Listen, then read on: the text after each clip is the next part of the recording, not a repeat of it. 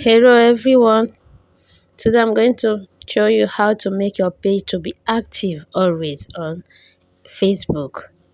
We are going to show you how to turn your page to always open, because if your page is not on always open, it will be affecting your views and even your followers.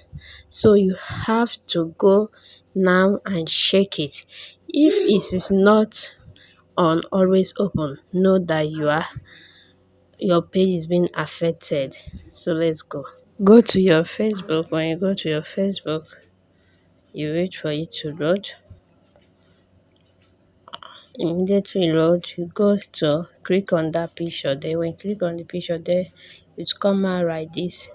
Then click on this three dots on the right hand side. When you click on it, you notice when you go up, you notice my page is closed now. That no, my page is closed. Even when I'm live active on Facebook, it's showing closed, and that's how it will be closed to other people.